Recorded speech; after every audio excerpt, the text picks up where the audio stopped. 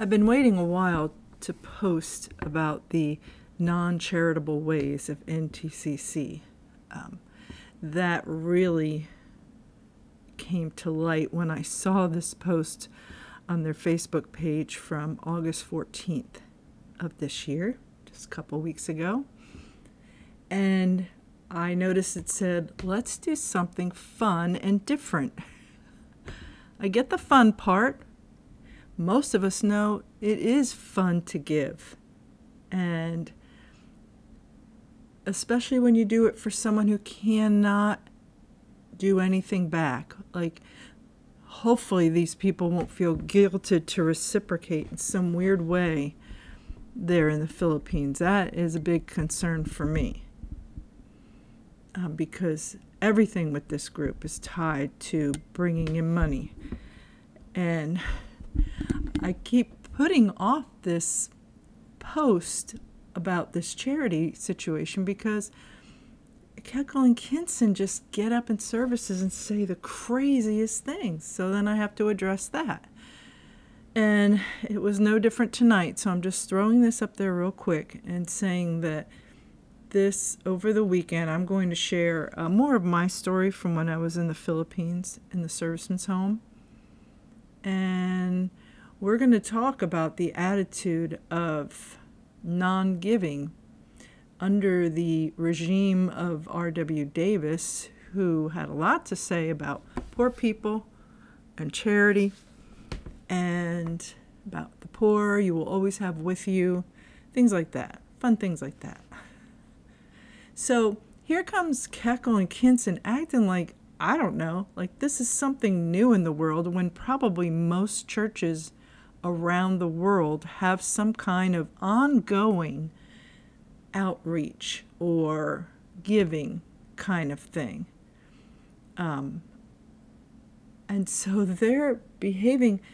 This is 2023. How long has this organization been around? And not only how long has this organization been around, but how long has that church and Bible college in the Philippines been around? It's been around for longer than it was there before I came into the organization, which was in 1989. And how many years before that? I think I heard Keckle mention something in a service recently of how about when Davis was overseas. So let's be generous and let's say 1970. Let's say the 70s, though it could have been the 60s. Definitely the 70s that Bible school was started. Never heard squat about doing anything for those people.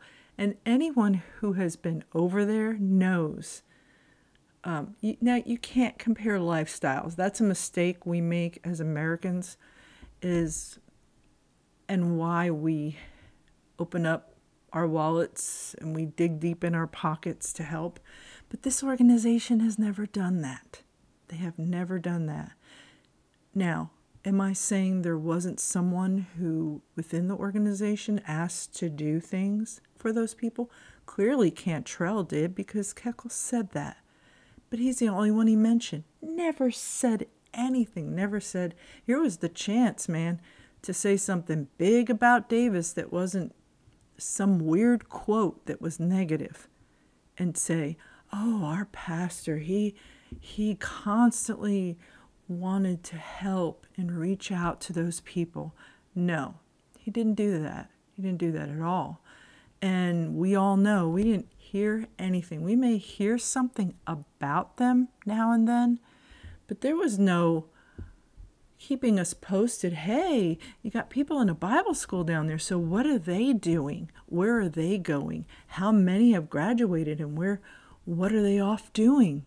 No reports, no great reports to refresh the souls of the students in the Graham Church, to know, hey, we have like a brotherhood thing going on, man, with these people in the Philippines and Cagayan de Oro.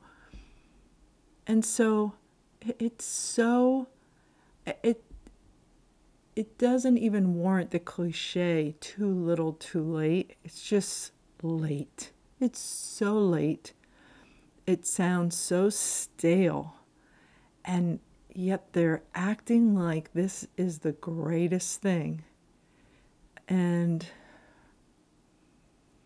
I'm going to share some things with you about my own experience having been in the Philippines before I met the people in this church, what I was doing with a local, with a bunch of my fellow people on base. We were single, and we were all claimed to be Christians. Of course, we were not really.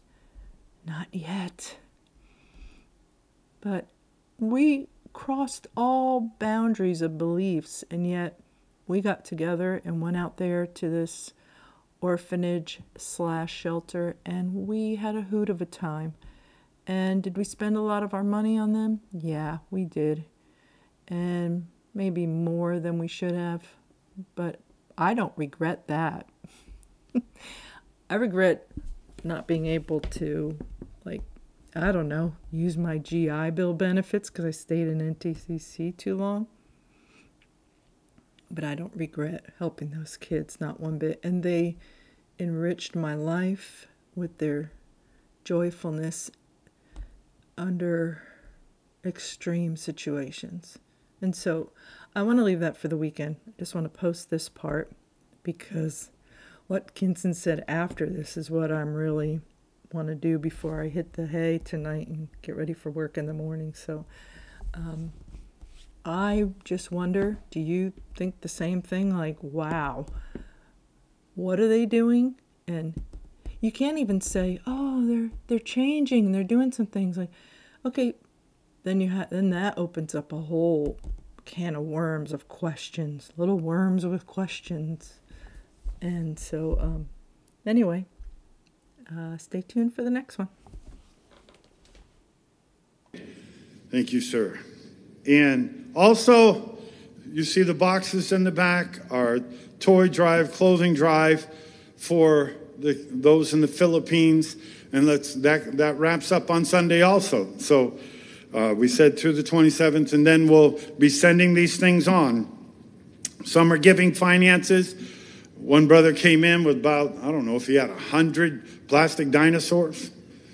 I was picking them up and looking at them. I said, man, these folks are getting blessed. And so, it's a real blessing. It's a real blessing to be able to help others, isn't it? Amen. So this is a lot of fun, and we're thankful. And a lot of people are giving, and